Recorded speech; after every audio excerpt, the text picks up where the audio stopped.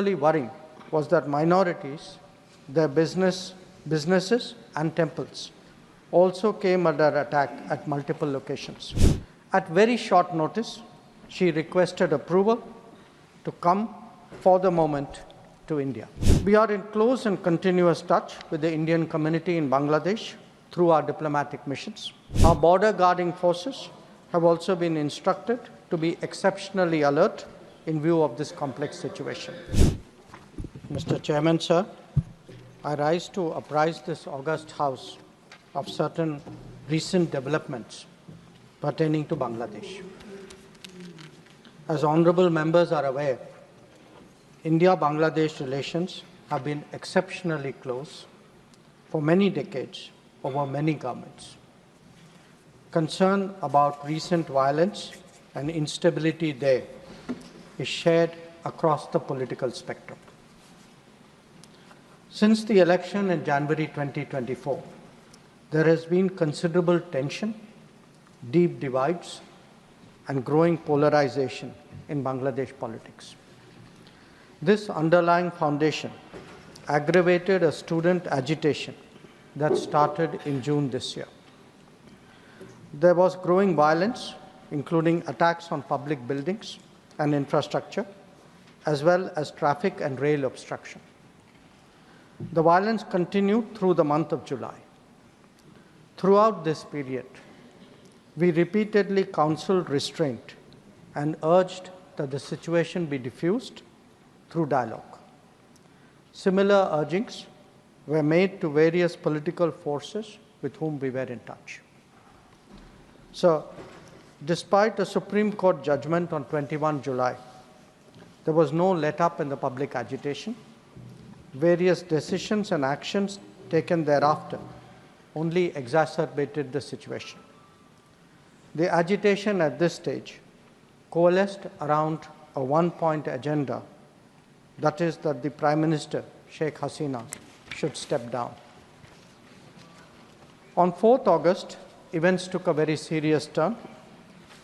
Attacks on the police, including police stations and government installations, intensified even as overall levels of violence greatly escalated. Properties of individuals associated with the regime were torched across the country. What was particularly worrying was that minorities, their businesses and temples also came under attack at multiple locations. The full extent of this is still not clear. Sir, on 5th August, demonstrators converged in Dhaka despite the curfew. Our understanding is that after a meeting with leaders of the security establishment, Prime Minister Sheikh Hasina apparently made the decision to resign. At very short notice, she requested approval to come for the moment to India. We simultaneously received a request for flight clearance from Bangladesh authorities. She arrived yesterday evening in Delhi. The situation in Bangladesh, sir, is still evolving. The Army Chief, General Waqar-uz-Zaman, addressed the nation on 5th August.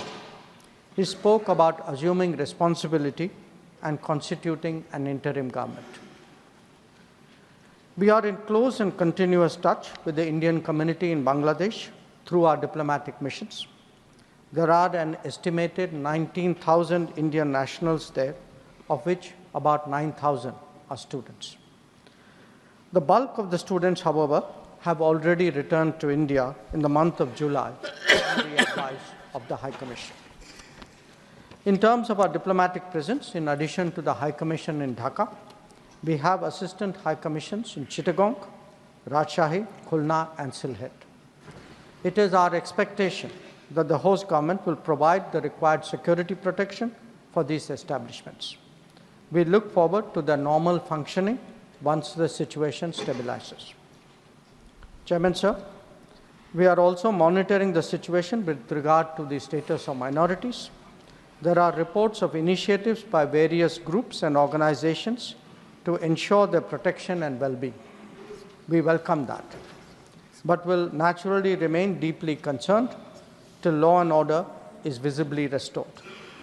Our border guarding forces have also been instructed to be exceptionally alert in view of this complex situation.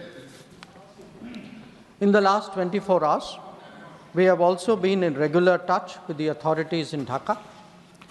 This is the situation as of now.